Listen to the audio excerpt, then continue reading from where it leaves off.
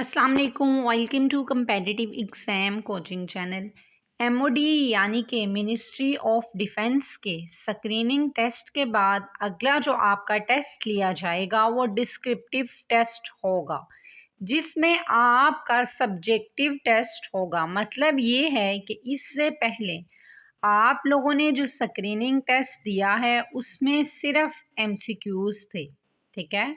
और ये descriptive test कितने मार्क्स का होगा, कैसा होगा, इसमें क्या क्या आता है, आज की इस वीडियो में हम आपको वो सारी डिटेल शेयर करेंगे और उसके साथ साथ एमओडी का पास्ट पेपर भी आपके साथ शेयर किया जाएगा, वो भी आपसे डिस्कस करेंगे, ठीक है।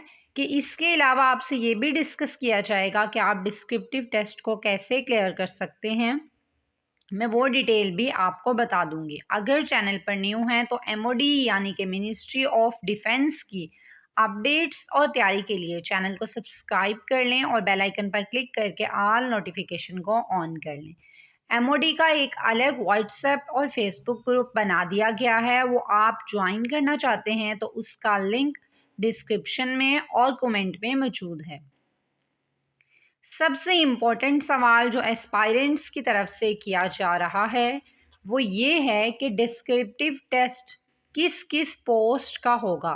तो वो मैं आपको क्लियर बता दूं कि डिस्क्रिप्टिव टेस्ट जो है वो बेस स्केल 9 से लेकर बेस स्केल 17 तक की तमाम पोस्टों का होता है, ठीक है। लास्ट ईयर का पेपर मैं आपसे शेयर कर रही हूँ, जिससे आपको अंदाज़ा हो जाएगा कि आपका पेपर किस पैटर्न पर होगा, ठीक है। इसमें ये है कि ये टोटल पेपर जो था वो 100 मार्क्स का था। इसमें पहला सवाल आपको गिवन था और वो एसे का था, ठीक है। और एसे ये था कि आपने 200 टू 300 वर्ड्स का एसे लिखना था और इसके जो मार्क्स थे वो 30 मार्क्स थे, ठीक है। और इसमें उन्होंने आपको 3 टॉपिक्स दिए होते हैं, उनमें से किसी एक टॉपिक पर ऐसे लिखना होता है, ठीक है। तो लास्ट टाइम का ये पेपर है जिसमें ये 3 ऐसे आए थे। वो ऐसे कौन कौन से थे? तो लास्ट टाइम जो ऐसे आए थे वो थे कोविड-19, सेकेंड ऐसे था ऑनलाइन एजुकेशन, थर्ड ऐसे था इंटरनल इश्यूज ऑफ पाकिस्तान, ठीक है। ये 3 जो है वो ऐसे आए थे।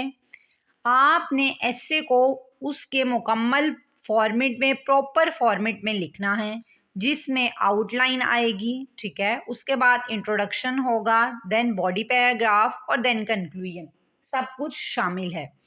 तो वो लोग जो फर्स्ट टाइम डिस्क्रिप्टिव पेपर दे रहे हैं, बेहतर है वो किसी ना किसी टीचर से ज़रूर कोचिंग ले लें। हम भी इसकी तैयारी करवा रहे हैं वो एस्पायरेंट्स जिनके नंबर 60 टू 70% के दरमियान हैं स्क्रीनिंग टेस्ट में, वो तैयारी आज से ही शुरू कर दें। इससे पहले वीडियो अपलोड की गई है एमओडी रिज़ल्ट अपडेट्स के नेम से, जिसमें आपको ये बताया गया है कि डिस्क्रिप्टिव टेस्ट कब हो जाएगा और डिस्क्रिप्टिव टेस्ट के लिए बहुत कम टाइम दिया जाता है, ठीक है। मतलब जब रिटन टेस्ट का रिजल्ट आएगा या स्क्रीनिंग टेस्ट जिसे आप कहते हैं उसका रिजल्ट आएगा तो उसके बाद डिस्क्रिप्टिव के लिए बहुत कम टाइम होगा।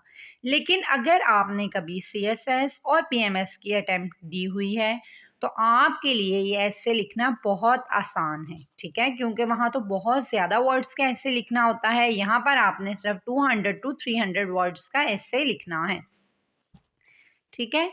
अब मैंने आपको ये भी बता दिया कि 3 ऐसे होंगे, उसमें से आपने एक ऐसे लिखना होगा। ऐसे लिखना किस तरह है, थोड़ा बहुत हिंट मैंने आपको वो भी दे दिया है कि उसको लिखने का प्रोसेस क्या होगा, मुकम्मल अपने फॉर्मेट पर लिखना है, ठीक है। नेक्स्ट क्वेश्चन जो क्वेश्चन नंबर 2 है वो ये है कि उसमें आपको वो कहते हैं कि right passage of a precious, ठीक है। एक प्रेसी का आपको पैराग्राफ दिया जाता है, ठीक है, उसकी आपने प्रेसी करनी होती है और ये सवाल जो है ये 20 मार्क्स का होता है।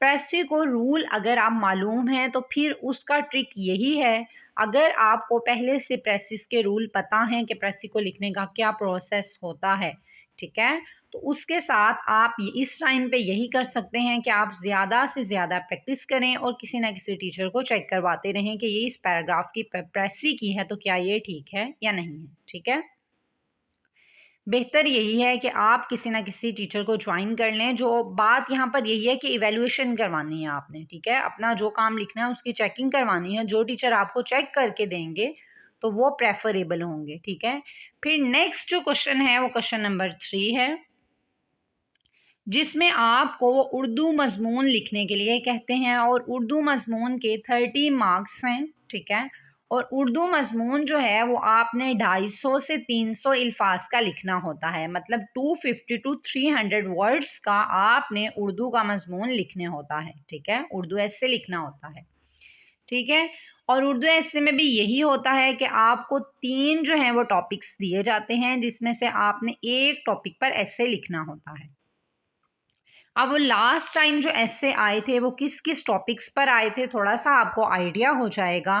तो मैं आपको बता देती हूँ। फर्स्ट जो टॉपिक गिवन था पेपर में वो था बढ़ती आबादी के मसाइल, अवाम और हुकूमत की जिम्मेदारी। ठीक है, नेक्स्ट टॉपिक ये दिया हुआ था सोशल मीडिया के फ़ायदे और नुकसानात। थर्ड टॉपिक जो दिया हुआ था वो था दहशतगर्दी और कानून नाफिज करने वाले अदारों का किरदार। ठीक है, अब ये 3 टॉपिक्स दिए हुए थे। 3 टॉपिक्स में से आपने किसी एक टॉपिक पर ऐसे लिखना था। ठीक है, नेक्स्ट जो है वो फोर्थ क्वेश्चन था और क्वेश्चन नंबर 4 किसका था कि आपने एक पैराग्राफ गिवन था उर्दू में, उसको ट्रांसलेट करना था इंग्लिश में। ठीक है, और ये जो इंग्लिश वाला पैराग्राफ है इसके जिसको ट्रांसलेट करना है इंग्लिश में, इसके मार्क्स थे 20 मार्क्स। ठीक है, इसके बाद नेक्स्ट फेजेस मतलब कौन कौन से आपके डिस्क्रिप्टिव के बाद भी टेस्ट होंगे वो सब भी आपको कमिंग डेज में बता दिया जाएगा। लेकिन इस टाइम इम्पॉर्टेंट चीज़ यही है कि आप डिस्क्रिप्टिव पर फोकस करें और उस पर काम करें। ठीक है, कमिंग डेज में इम्पॉर्टेंट टॉपिक्स भी आपके साथ शेयर किए जाएंगे। Stay connected with us. If you have any question, do your question in comment section below. Hit the like and subscribe button. मुझे अपनी दुआओं में याद रखिएगा। अल्लाह हाफिज़।